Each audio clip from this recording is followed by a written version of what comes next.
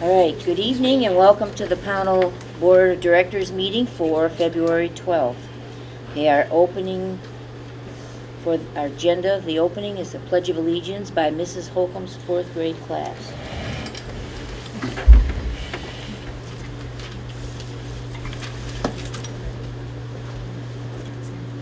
I pledge allegiance to the flag of the United States of America and to the republic for which it stands, one nation, under God, indivisible, with liberty and justice for all.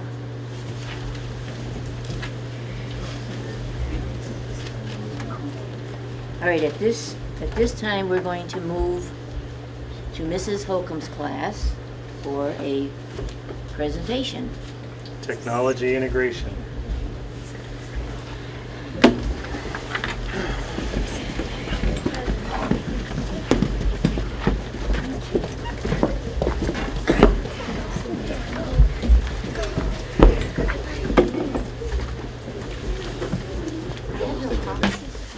Every Wednesday afternoon, Sally Bisacchio, the district technology person, comes in and works with our class.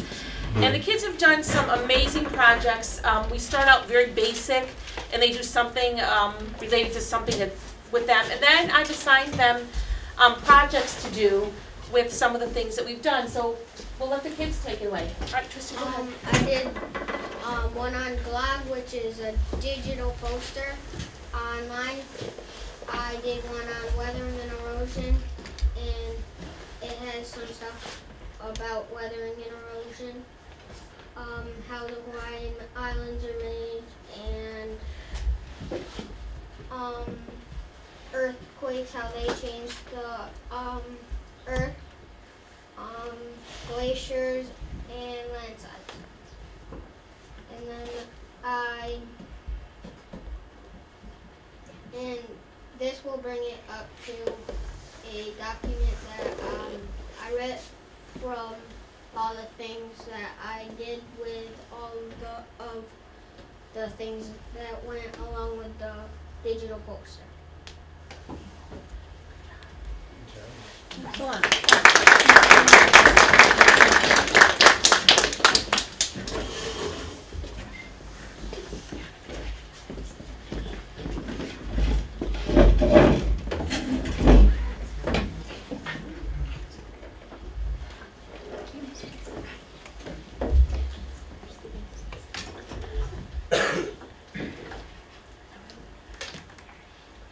Okay, the other thing we did was photo story, and go ahead. I did one on Photo Story, and it's about the rainforest, and it's about when I looked up on Google and see what it was all about, and this is my video. The rainforest is really cool. They call it the rainforest because it rains a lot.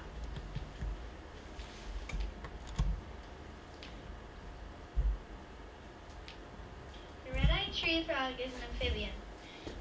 It's poisonous, so watch out. The pitcher plant is a carnivorous plant. It means that it eats plants and animals. When a fly lands on the side of its mouth, it snaps shut.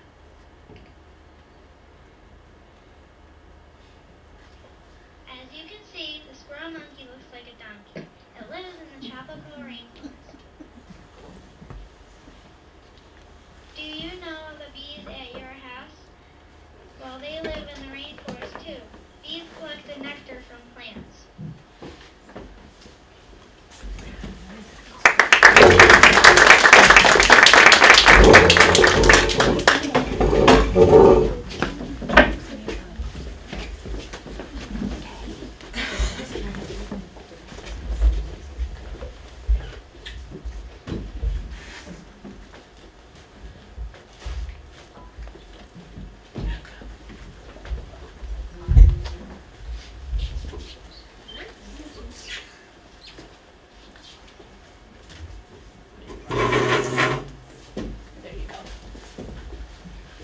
Me and my friend Katie did a photo story on similes.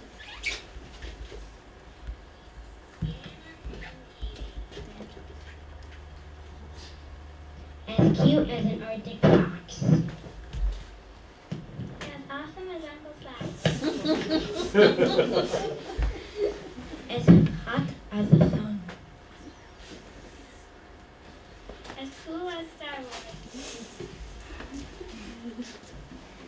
As cuddly as a panda. As dangerous as a polar bear. As fat as a hippo. As tasty as cake. As pink as a pig. As yummy as beef jerky. As stinky as a skunk. As boring as an old dictionary. As fun as a hockey. As rich as a billionaire. As hungry as an elephant. As awesome as campfire. As grumpy as the Grinch. As painful as a flu shot.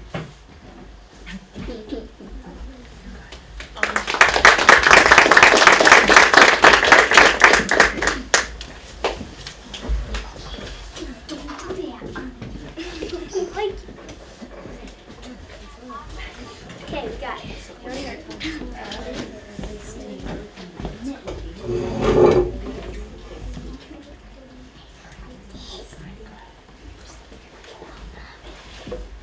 We were working on Tinker with it's like coding and stuff for like animation things.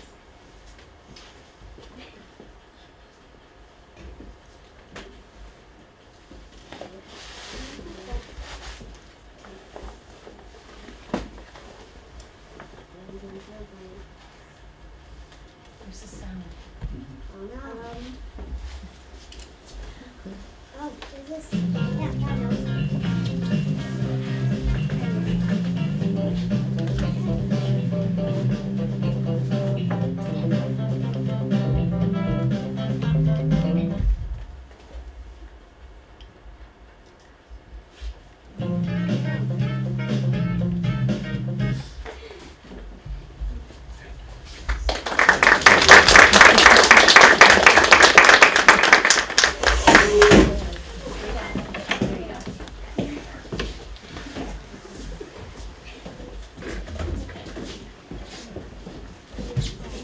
No. Headphones. Good.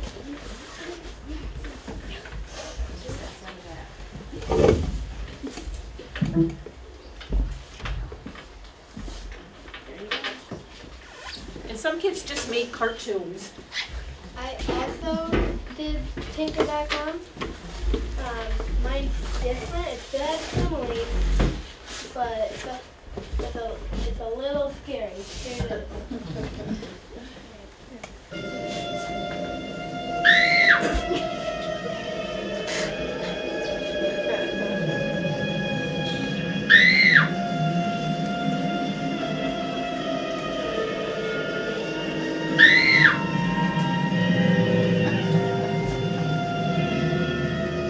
All of it.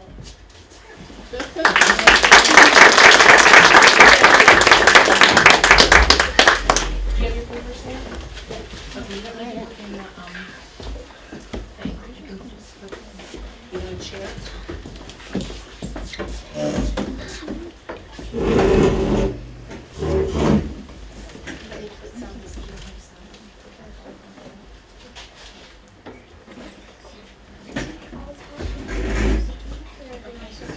Okay, make it full screen. Once it hooks up, make it full screen.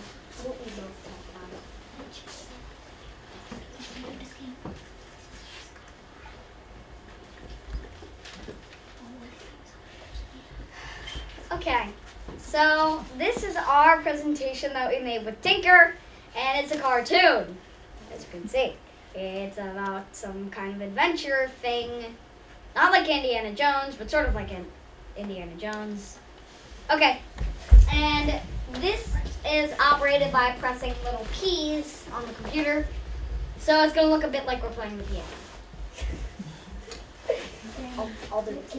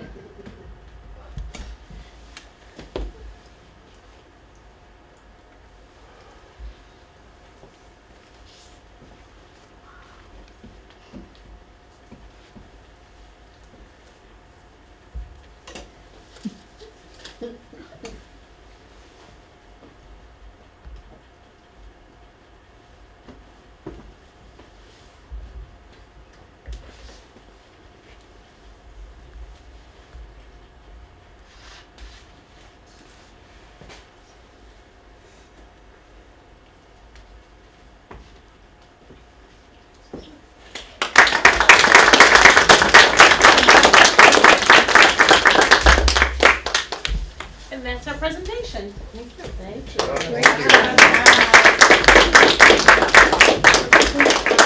So fourth graders, in order for something to be a simile, what does it have to have?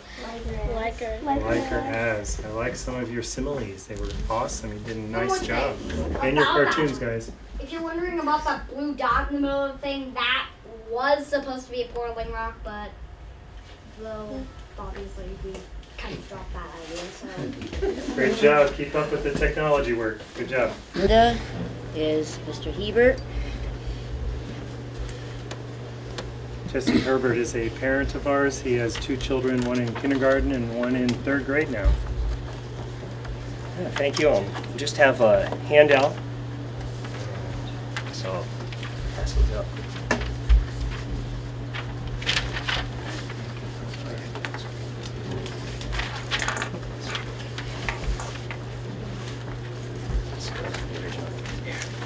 Trying to get one.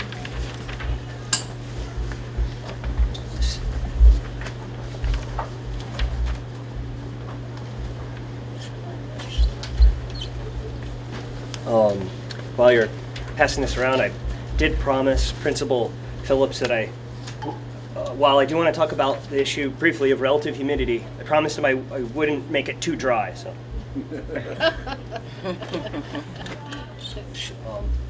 just briefly, I do have 2 boys in the school here.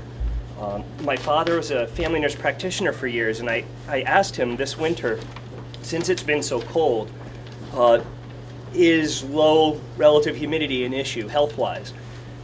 And he said that it was. I wasn't really aware why. I guess it has to do with the sinuses and lungs tend to swell up when they're exposed to very dry air. What I passed around is the abstract of a study that kind of summarizes a number of studies that have been done over the years. And they just show that relative humidities outside 40 to 70%.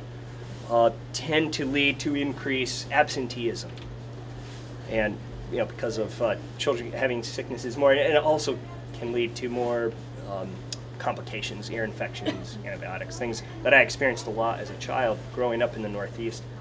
I was a high school teacher for several years when I was younger. Now I teach part-time at CCV, but while I was at the high school, I did measure the relative humidity there and found that it was actually very low as well. I measured it yesterday in Samuel's room, in the instructor, Mrs. Crawford, and it was the unit I use only goes down to 16%, and then it stops, and it said 16%. So it was either there or lower. So it is quite low, and I guess I just wanted to see if it would be possible for me to, at least initially, I'd be happy to donate a couple humidifiers to the rooms that my sons are in and take on the task of probably once a week refilling them if they're run just during the school day, it'd probably be a once-a-week chore. At our house, we run it all the time, and it's maybe every other day. I have to add about 5 gallons, so it's quite a bit of water to put into the air at this time of year. But this is just, that's pretty much all I wanted to share and see. I did in the past make the facilities people at the high school a little nervous because they really have to battle mold in the summer. So he was a little nervous about putting moisture in. To him, it's a golden opportunity to dry things out. Helps with mold and stuff. But the health issues, I think, are significant when it is too dry. And from what I've studied about mold, it's actually generally not an issue to bring it up to the minimum level. 40% is fine. It shouldn't cause a mold issue. I did speak with a nurse here also, and her experience both here in the hospitals, she said, yeah, there are certainly significant numbers of increased absenteeism and students being homesick during this very cold weather. Well, I appreciate you coming in and bringing this to us. I think what we will do at this point is take it under advisement, and then we can let Mr. Phillips know what the board has decided. Sure. Okay. Thank you. Thank you. Thank for you. your Appreciate time. your time. Yep. Thank you. Okay, at this time, we'd like to move the principal's report up. Are you done with opening questions and comments? That's going to be next. Okay, We're just sorry. changing the format, the agenda. So for tonight, I've invited Maura Hart. She's here from the School Improvement Green Mountain Star. She was hired by the district to help us out here at Pownal School with our new school improvement plan. And we've been working with Maura for quite a few months now, able to meet once a month. Just recently met today, and I'm going to pass the microphone over to Maura. So thank you for being with us here tonight, Maura. Thank you. It's a pleasure. So before I begin, I'd like to ask you guys a question. I want you to think for a minute, and then I'm going to ask each person to give an answer. And I'd like you to tell me, in reflecting on your own education, whatever education experience you want to think of is fine, what made it effective? What made any part of your educational experience effective? In other words, what aspect of it made it work for you? Any questions about the question? Okay. So what I'm going to ask you to do is each of you provide an answer. You can use the same answer if you want to. You can pass if you want to. I'll keep going. But I'd like to hear what your answers are to what made an effective education for you. Anyone want to begin? Okay, Todd? I definitely believe that the word engagement, or being engaged with what was ever going on within the classroom, growing up as a child, and definitely going to the university and the classes that I took in order to be an educator, the ones that really pulled me in were the ones that I was actively involved and engaged. Mm-hmm. So I would use that word engagement, or engaged. Okay, thank you. Yeah, and You I wanna think go? I'd have to almost use that same word too. I went to a Catholic school, and there were some wonderful nuns, and I think what they did is direct me into an idea of where they knew what I wanted to do, and they just kept me going, and they engaged me in what they knew was interest to me. Mm-hmm. And that, I think, was very important for what I ever did throughout my life. Mm-hmm. Thank you. Do you want to go? Controversial issue. I think discipline. I too went to Catholic schools, and they kept their nose to the grindstone. So Yeah. discipline. Okay, thank you. I would say the teachers and being very interested in the kids learning. Thank you. I would agree with Angie. Great teachers. Thanks. I think part of being actively engaged was actually doing things with my hands, and like in lab experiments, or just having a way to apply what we were learning, as well as just learn it from the printed page. All right, thank you. My answer is similar, that I needed to be really active in the class, and I needed to be engaged. If I wasn't engaged, I definitely wasn't learning. So I want to show you a visual. Let me start with blue for water. And I'm going to put some icebergs in there. Now, do you guys know that for the tip of an iceberg, all right, I'm not an artist. I wasn't engaged in my art class. So let's see, engagement. That's right, Discipline. Sorry about the spelling. Find teachers. Active involvement. So do you know that for every tip of an iceberg, there's a much, much larger bottom piece that we don't see? Did you guys know that? Yes. Well, if you think about really excellent education where kids are engaged and active in learning, that's all here on the surface. But underneath is the whole infrastructure of education and all of the things that teachers are trying to do, the way that a school is set up, the laws and guidelines for how schools should go, school boards, everything. So there's all of that policy, procedure, learning, etc. Well, my job is to help align all of these things so that kids get an excellent education. And what I do, I'm an educational consultant, and I work for myself, not the state. But I'm here because of the state of Vermont, who is responding to a federal law, No Child Left Behind, where it has been asked or expected that all children will succeed by next year, by 100%. They'll all succeed and do extremely well. Well, because we're dealing with kids, we have to have that guideline. We can't set a federal law that says, well, you know, 20% of them can fail and drop out of school and we won't worry about them, right? We have to say all children. However, in the real world, I don't know that we're ever going to get 100% success for all kids.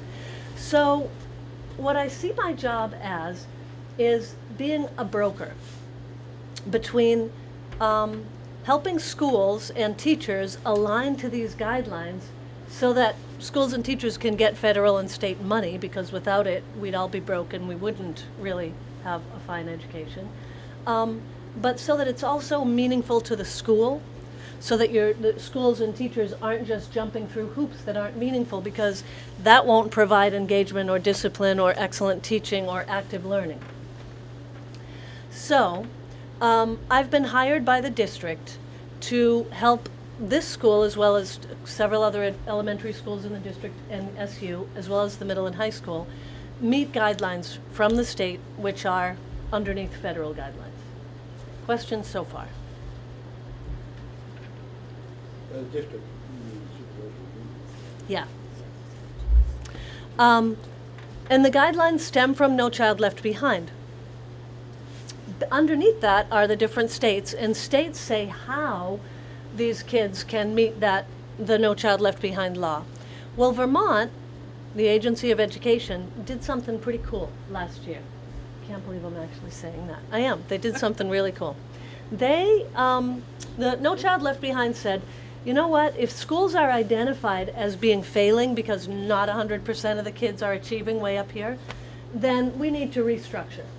And what the feds intended in that law was that principals, superintendents, teachers, faculty, they're all fired, and you start new. You may remember relatively close to home, the state of Rhode Island, not the state, but one of the towns in Rhode Island did that about 4 or 5 years ago. Caused a big problem. Well, that really isn't the answer. And I won't go down the path of why that isn't the answer. It isn't. So what the agency did was join a consortium of other states that use a web-based program that helps schools use research to look at, well, how does our school compare with best practice in any one of a number of areas in order to help kids succeed? And then compare that research to their school and make sure that they align it with what's required of a law and create plans that will actually align all sorts of things so that kids can be engaged, have some good discipline, active learning, and excellent teachers. So I mentioned that I'm a broker.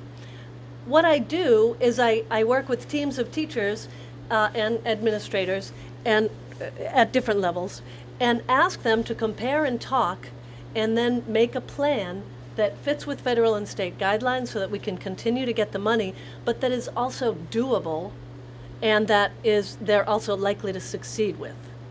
Now, this seems like it's a no-brainer, right? Well, yeah, of course that's how you'd make a plan. Well, unfortunately, in education, we've been making plans for 25 years, and all of them have not come to fruition. They haven't worked.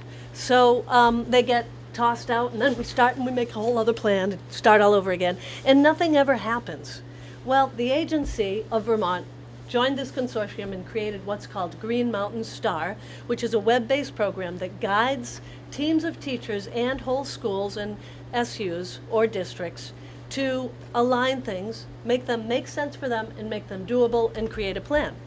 They put it online so that then, instead of having, teachers in the past used to have this, big giant book, you'd make a school improvement plan, and it'd be good for about 5 years, and it'd be about that thick usually. And if someone like me, or more likely someone from the state, came in and said, so where's your school improvement plan? They'd panic, and they'd look all over the place, and they'd find it on top of a defunct computer and pull it up and blow off the dust and say, I have it. Well, that's useless. So what GMS does, it makes the plan much more doable, makes the plan relevant to the teachers and the schools and the administrator and the community in which the school is based, and puts it online so that as you start to work in the plan, you can check tasks off. And as you get things done, you can pull in other things that make sense. The state has asked that in order to satisfy the federal restructuring aspect of the No Child Left Behind law, that we restructure. But instead of firing everybody, because everybody, it really would be crazy if everybody got fired, because all of the educators in Vermont would be fired by next year. And rehired, of course. So that doesn't work. So the state said you can restructure by creating collaborative leadership and collaborative decision making. So part of everyone's plan is going to be that they have a leadership team in the formation that makes sense to that school in that community. So that's how the state is trying to do something different in order to make it meaningful for faculties and kids. And my job is to help those teams make those plans and then oversee those plans so that they're meaningful and doable. And so you may hear about GMS, Green Mountain STAR.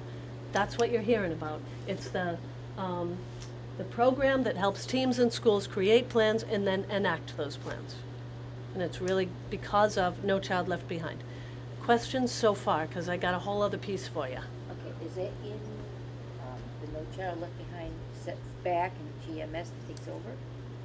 No, GMS is because trying to satisfy the No Child Left Behind law by kind of circling around that restructure piece where we fire everybody, but still meeting the letter of the law by restructuring.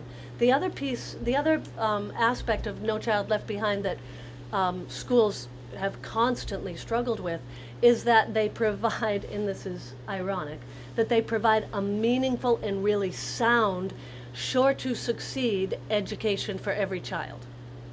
That's where we run into the trouble because of the every child. Well, in the reason that the state adopted this Green Mountain STAR program is because it's based on research, so that teachers and administrators read these, one-pagers of research about what best practice looks like in a school, whether it's specifically in the classroom or whether it's in the way that the school conducts itself on a daily basis, whether it's schedule, whether it's how kids move in and out of grades, whether it's report cards, all sorts of things. By restructuring how you make decisions about some of those things, you are more likely to ensure the success of all kids in a meaningful education. So what the agency did was take this actually unrealistic, but we have to have it law, and create a pathway so that schools can actually embrace it and make it doable and be successful in it. So that's what Green Mountain Star is. It's actually, when we refer to Green Mountain Star, it's a web program, but it's authorized by the state and overseen by the state. And so while I don't work for the state, I'm hired by the SU, my work is overseen by someone from the state office. So I constantly have to go between the school and the person from the state office, trying to make sure that what the school's doing does meet the letter of the law, but at the same time, what the school and district does is meaningful to that community and that group and that structure of schooling, etc. Any other questions so far? All right. So another really cool thing that I get to do in my work that kind of came as a little bit of a surprise to me, but I'm excited about. So there's this program called, it's a grant. It's a federal grant, a huge federal grant called SWIFT. And what that stands for is School-Wide Integration for Transformation. Want me to write that down? Later. I'll write it down later so you can reference it. Education, we're really big on acronyms. We like them a lot. So SWIFT, okay? So you're going to hear about SWIFT. Well, the state of Vermont is part of this grant, but only 2 school districts, right? Is it 2? This one and Grand Isle, right? 2 SUs. 2 Yes, SUs, 2 yeah. SUs, I actually live in New Hampshire, so district keeps falling out of my mouth because we don't have SUs. However, I should know better because I've worked in this state for a long time. So only 2 SUs in the state are under this grant, and they were chosen because those 2 SUs have 4 elementary schools in them, and that's part of the requirements of this SWIFT grant.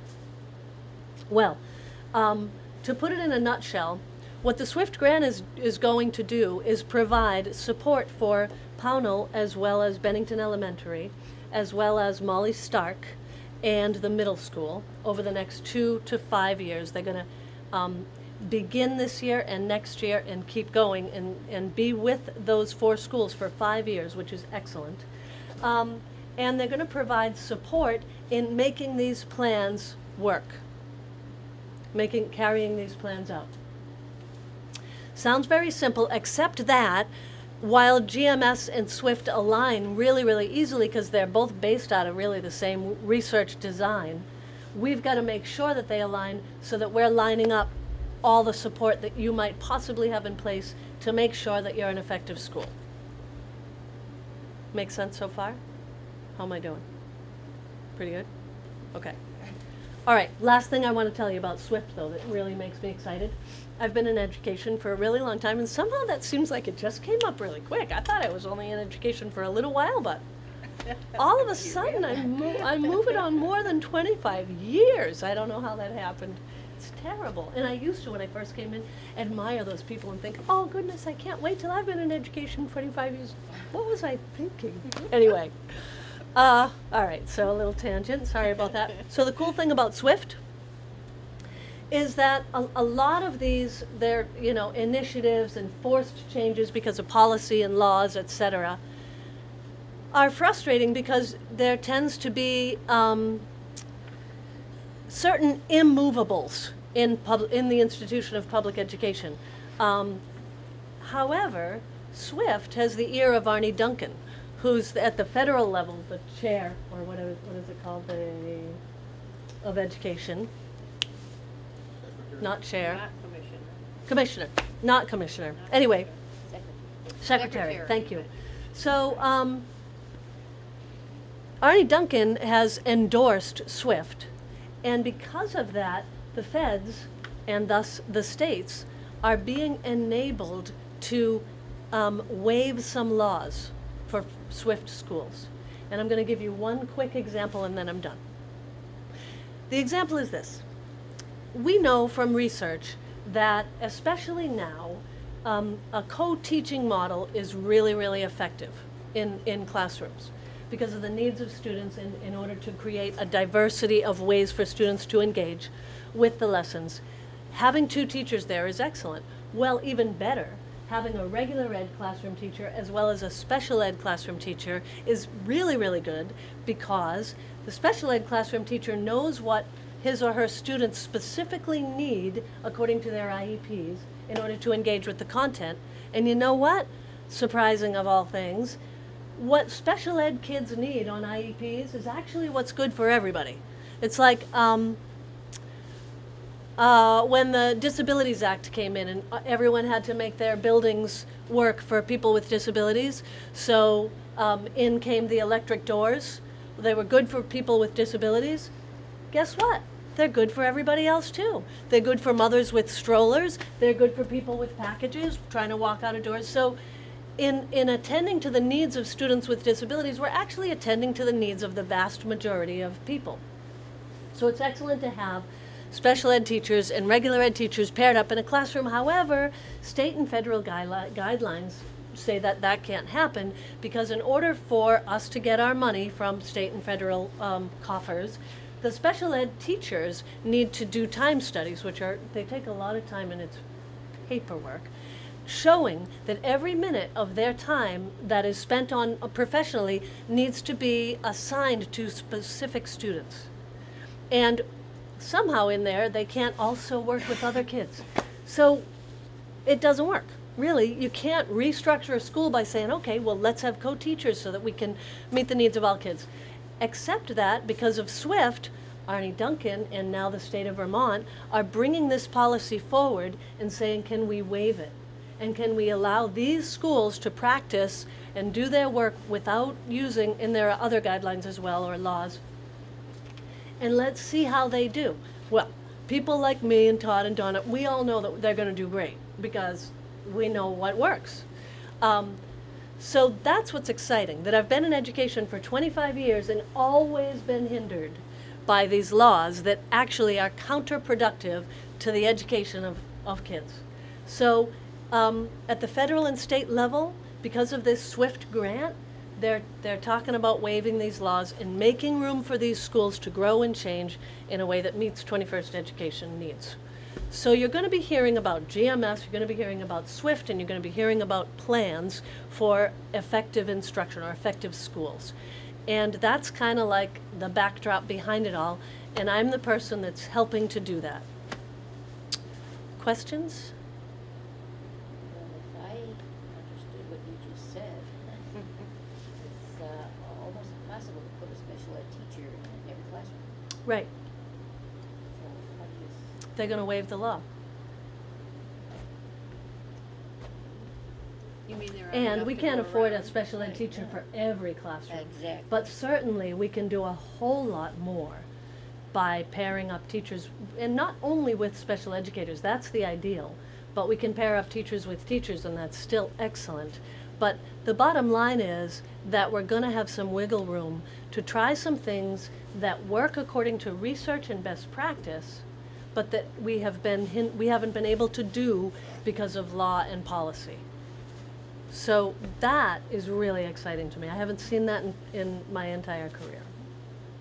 Well, I applaud you, and I think it's kind of exciting, and I'm looking forward to the results. Yeah. I think that'd be great. A little aside about your team, I've been working with your team. They're fantastic. We have to have some really honest discussions about, well, how do we compare to the research? Now, have you ever compared yourself to research? You know, about Stellar? It's horrid, you know? And these guys, they just plod along and they say they're doing incredible things. And we address the incredible things that we're doing.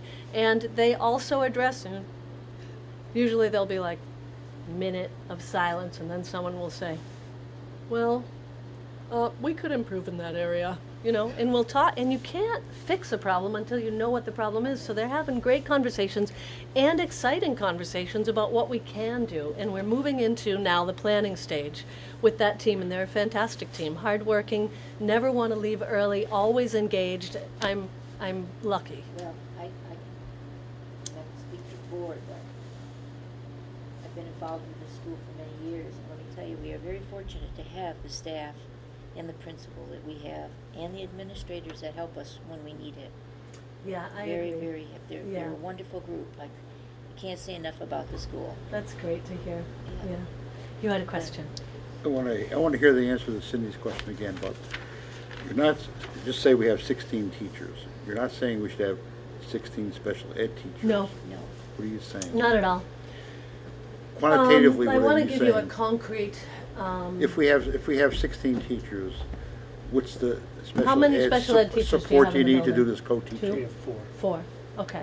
So say you have 16 teachers and 4 of them are special educators. We have 16 plus 4. Plus 4. Okay, so you have 20 teachers, 4 of which are special educators. This is, you know, not knowing anything about your schedule or anything, but to give you a really concrete kind of picture of what this might look like, you could take those 4 special educators and pair them up with 4 other teachers where they spend a quarter of each day in that room with those 4 teachers and teach with them, so that the kids are seeing co-teaching at least a quarter of their day. But not the whole school. One of the pieces about trying to plan and create education that works really well for kids is problem solving our way through that. Under the constraints of we don't have any money, we're not going to hire more people, but what do we have and how can we problem solve in order to maximize the benefits for kids as much as possible? And that's what I was talking about. These plans need to be specific to the schools and communities while they meet state and federal regulations. And my job is to help these teams work within the constraints that they're in.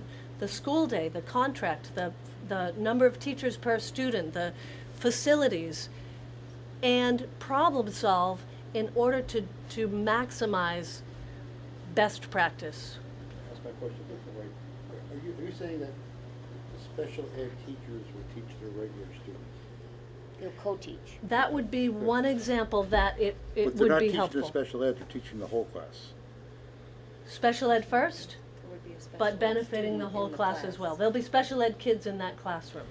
Will the special ed teacher in that classroom be teaching all the kids in that classroom or just the special ed kids in that classroom? Some of the time, the special ed teacher would do a lesson for all of the kids. I don't get it. Well, some of the time. Okay. This isn't the place Can for anybody it. help me with I another can concrete help you. example? For example, because I have seen this happen and I know how effective it can be, and I know Todd and his staff are well on their way starting some of these things, like having a very excellent schedule on when is the reading block, when is the math block, and they're not all at the same time. So, you know, they're jogged, so they're at slightly different times of the day. Well, during those periods, during the reading period, just for instance the reading period, you would find out who are all the staff members who are available that could be helping in that reading period. And that could include a special ed teacher and the regular ed teacher and maybe a couple paras and maybe even the librarian if somebody was available to come in and help.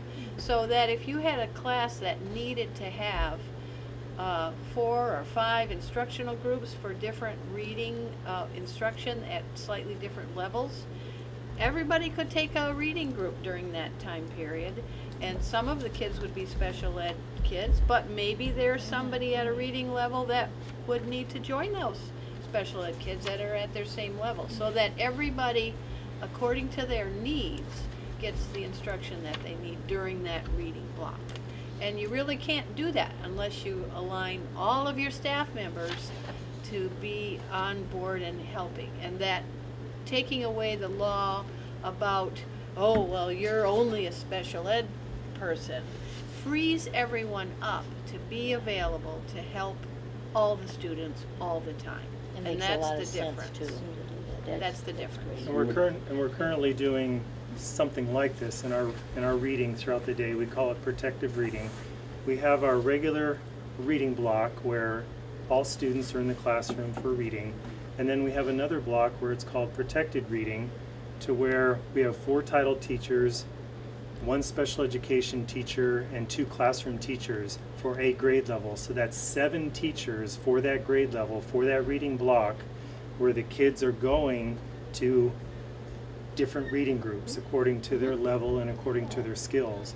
So we're doing that somewhat, but the questions and the conversations that Jim just brought up are the conversations that we have with Maura, because we say, how are we going to be able to do this? How can we do, you know, we need budget changes, we need policy changes. How is this all going to happen? but those are the questions and that's the conversations that happen with Maura, so it's been great. One last. Yeah. So what we're saying is, we have 16 teachers, 4 title teachers, 4 special ed teachers, and we just erased all those things. They're all teachers. That's that what we're getting at? That they're all going to help everybody? We can erase those things because those things are really important. A special ed teacher does what he or she does with expertise. So we can't just take away their credentials and say, now you're going to be a regular ed teacher. No.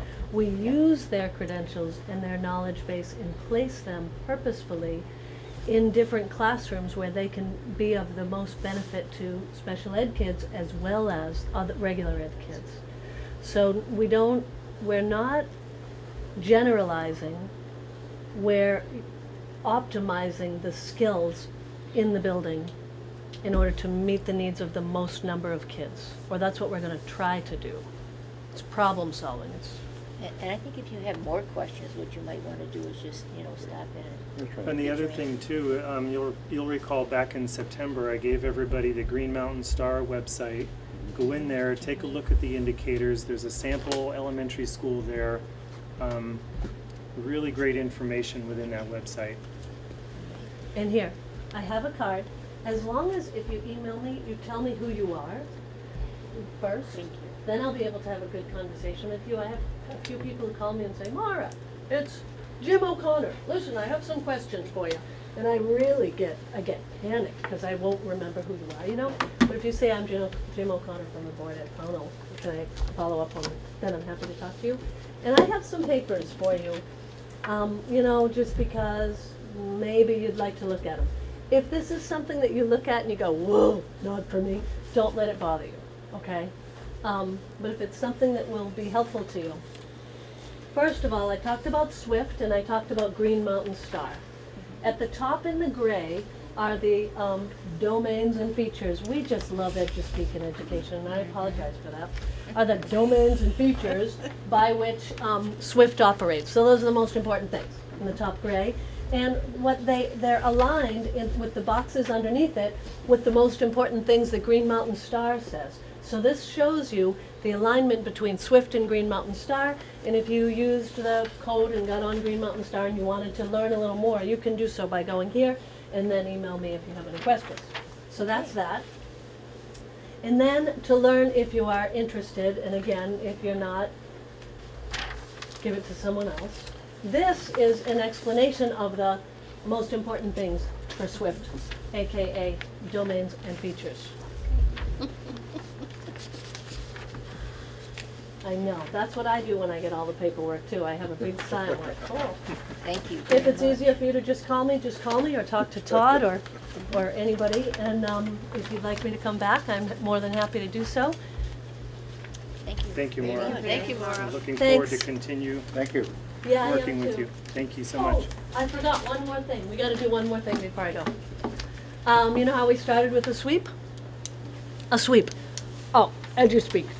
Everybody gets to answer the question. If you want to pass, that's fine. If you want to repeat, that's fine. What's one thing you learned tonight since the inception of my presentation? One thing you learned. It's possible for a regular student to be taught by a special education teacher at the same time. Thank you. Donna? I learned that Arnie Duncan is interested in SWIFT. Thank you.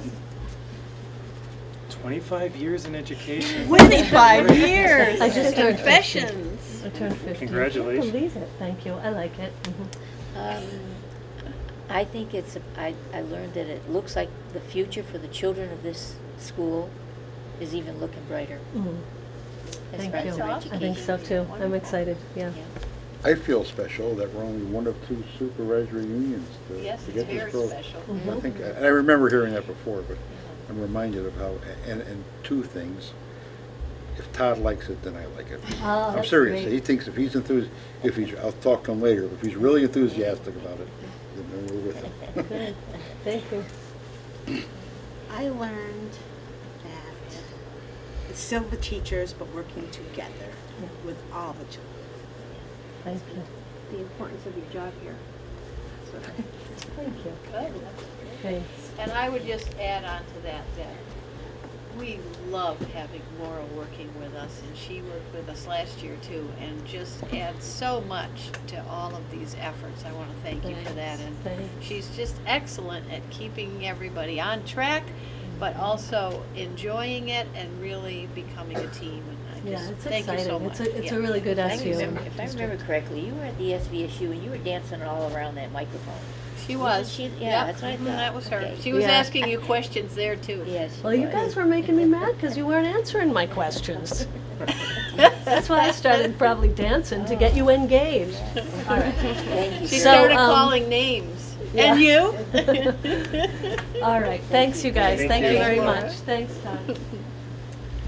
The other thing on my agenda, I know, we're taking a look at possibly a new maintenance person starting. And the 2 job descriptions that are in the SU were attached. And Joy, have you all met Joy Cox yet, the Human Resources Director? And Joy's here this evening, and I'll be working with Joy to create a new job description for the Pownal position, but also wanted board input before doing that. So you could email me, email Joy with suggestions or corrections to this, and we'll work together to come up with a new job description for Pownal. Okay, so right now what we've got, what the district has, is the maintenance foreman and the director of building and grounds? Correct. Okay, so I'm trying to think of what we call our gentleman. They're calling him the foreman. He's not a director. Maintenance foreman.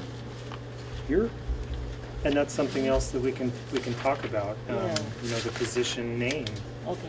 That could be part of what we'd like to get feedback on. I have one question I want to ask with the whole board here. Okay, it's just that the part about not reporting to you. You're not serious about that, are you? That again, that's part of what I want feedback for.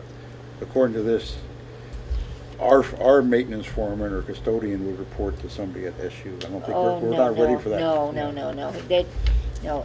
See, these are BSD job descriptions. Okay, you're going to rewrite them. And they report to the supervisor of building and grounds there. Where here at Pownal, we don't have that. Right. Gotcha. In this building, it would be. My eyes popped out when I saw that. No. We're just these are what's in bits and place. pieces. We don't have one currently for our Pownal maintenance So we want to. person. We want the position, the title, and I think it would be helpful if we had, Rich does have some kind of contract. If we could get a copy of that, I think that would be helpful to go with. Yeah, we can do that. Good starting. Sorry, I couldn't hear you with the fan.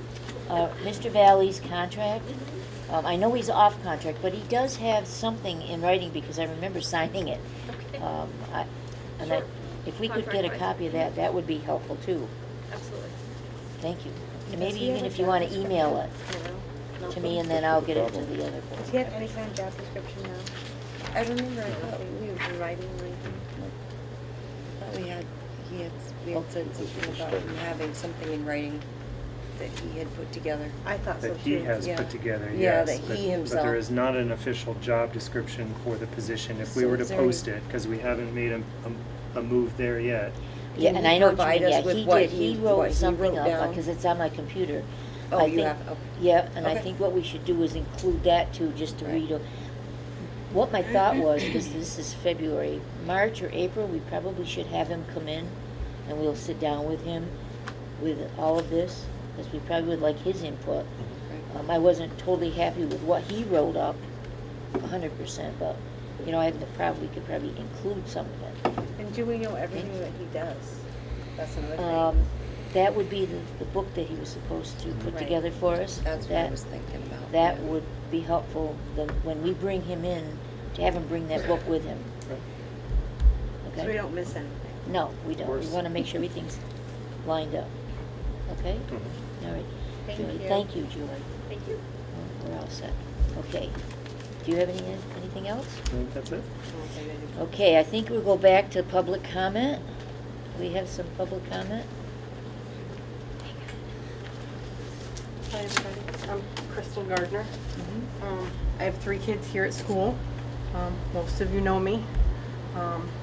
Fourth grade, we have some issues with bullying. I know we have policies to prevent it. It's not happening. My son and some other children don't feel the classroom's a safe place when a child's flipping desks, being left the classroom for only a half an hour and put back in the classroom. The child was bullying my child. It took since the third day of school to 3 weeks ago to get it situated, which unfortunately my son had to retaliate and fight back. I don't think that that's fair to ask my 10-year-old to have to defend himself when he goes to teachers time and time again. I have parents who have no idea what's going on in the classroom, that their kids are being evacuated because of the one student. And then yesterday he punches another kid in the face. We all turn the TV on, we all see kids shooting kids, kids knifing each other. They all have access to this.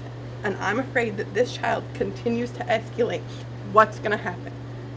I was told by our social worker, he felt because my son retaliated that it was done. My feeling is what's going on in the classroom, it's continuing to escalate, and everybody in the classroom is at risk. I mean, you know what's going on. And I do understand your concern. I mean, and I understand there's confidentialities, but I think some parents need to be let known that we do have issues in the classroom. We're addressing it, we're not addressing it. But as a parent, every time I come, I feel like we're addressing it. And then the next day my kid comes home and he's like, well, this happened. And I'm like, this is frustrating. You know, when my kid's like, Mom, I don't want to ride the school bus because the kid's on the bus. And then I'm told that the other child will sit in the front because he's the issue. Well, my feeling is the aide on the bus doesn't wish to deal with him, so he gets put to the back of the bus, and my kids get moved to the front of the bus. It's like, I guess because my kids are coming forward and they're being quote-unquote tattletalers, they're being punished. You know? It really sucks. Any child that comes forward shouldn't ever be considered a tattletale. I mean, I know that Todd and I have had that conversation on a personal level.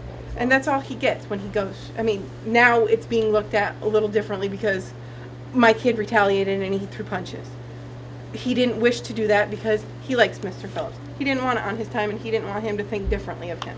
He likes his teacher, didn't want it on her time. Well, he finally just had enough and finally retaliated. Okay? And he doesn't want people to think badly of him. You know? And he's like, Mom, what do I do? And I said, I don't know what to tell you anymore.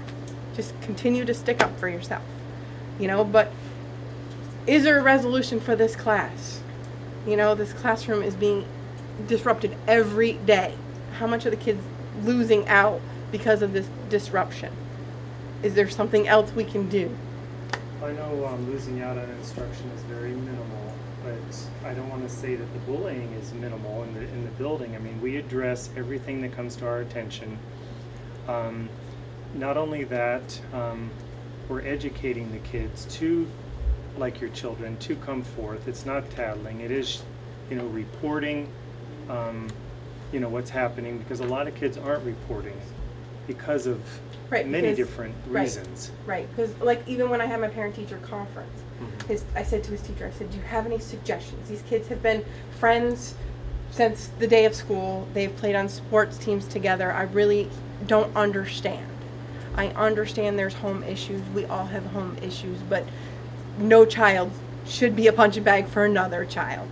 And you know? And you have mentioned the word confidentiality, and when students are on IEPs and they have behavior plans, and you know, we definitely follow the behavior plan, we follow the bullying policy, we report to the state when we need to report to the state for the bullying that we have, education in the classroom. And I know it's not going to go away overnight, and I know you're frustrated, but know that we're on it, and in certain grade levels, it's definitely, you know, more of a problem than other grade levels. And the teacher's aware that there's a problem. Yes. Yeah, I've been in school quite a bit. What about Mr. Madison? Is he involved? Mr. Madison wasn't aware of it until the day before they ended up having a fist fight, because Mrs. Stevens wasn't passing it on. It was like ending there. And it was just two boys being boys having a tiff. Well, wasn't. It got to the point where, you know, my son was getting the chair ripped him out from underneath him. He was pushed and sliced his head open and wasn't sent to the nurse for an hour and a half after he sliced his forehead and had a headache for 2 days. Like, just little things add up, and they just get to the point, why do I bother telling anybody, because all I get is boys being boys, just 2 of you again, because, you know. So he just would come home and tell me, and I'd be like, you know, and he's like, Mom, I'm sick of telling people, you know. And I know there's a lot of kids out there. I just want somehow you guys to get through to these kids that, yes, we're going to listen, instead of it's just 2 kids, you're tattletale. When, you know, if there is a child that needs to be watched, that he's watched. And I don't want him picked on either, you know. I mean, my son's been friends with this kid, and my kid wants to be friends with him. He just doesn't want to be his punching bag. And I, you know, he's like, Mom, I want to be his friend, you know. So right now what we've done is kind of like a classroom. It's kind of like if you get divorced. Yeah, like you're just, you know. And I'm like, I understand. And his teacher wants, by the end of the year, for them to be able to work in a group. And I said, I have no problem with that, as long as it's supervised and it's watched, you know. Just because I said, you know, we are in a culture where we hunt, we fish, we have guns, we have knives, because this is who we are in Pownal, Vermont, you know. And I don't want kids to feel like I'm not safe, and that could be us on news tomorrow, you know. So this is just my concern. And some, you know, and a lot of parents had no idea what was going in the classroom, just because, you know, we have busy lives, and not all our kids go home and say, hey Mom, this is what happened, because life's busy, you know. He's been on it. He really has. And to update the grade level, I can send home a letter stating that this is going on. Please talk to your child about it. You know, Yep. More of a communication piece right there. Just, you know, just let us know. I mean, you know, when a kid starts getting rage when he flips a disc, you know, just kids need to be aware of their environment and how to, you know, and not to dislike the kid, to just, he's got problems, we're working on it, you know. I mean, I understand, you know, I understand his world's been rocked upside down right now, and I feel bad for him. To open up the communication and to let other parents know within that grade level. When we identify there is another grade level that I've done this with here recently, and I'll draft the letter for 4th grade and get that out as well. Okay. And again, it promotes communication and conversation within families, so children feel like they can talk to their parents about it, like they can talk to us about it, and that way you'll be more aware. Right. Because like in our house, we, you know, we have open communication. Yeah, a lot of families don't have that. I understand that. You know, so just help kids open that door with their friends. You know, because they may not know how to go home and say, start that conversation. Yeah. How about just a thought, but maybe Mr. Madison could sit down with the kids and explain to them. He has, but we'll definitely do more, You know, along with Mrs. Rabideau has done bullying and as opposed to teasing and playing. Right. And, Yeah, but no, my with more thought was not education that. within My the thought was to classrooms. just engage the other children and let them know that, you know, some children have problems, and for them to like be a friend, and if they see that he's, you know, going off the deep end, How to help you know, them. help him, right, instead of, you know, being afraid. Again, it's open communication to these children also. Right, because, you know, a lot of them are like, he's my friend, but I don't know whether to be afraid of him, how to help him. Exactly. So, you know, any way we can help the kids as well. You know, for them to come home and be so frustrated, you know, just because they don't know how to help, Right. but they want to help, because kids are great and they want to help their friends. You know, versus I want to label him and he's not a kid I want to be friends with. They want, you know, and that's good if we can all help. It's kind of like a kid who breaks his ankle. Everybody should be grateful to help him out, carry his books, help him in the elevator, you know, be that good Samaritan. Thank you. Thank you for coming in. Okay. Have a good night. We're hoping it gets better. Me too. Okay. Thank you. Thank you. Okay.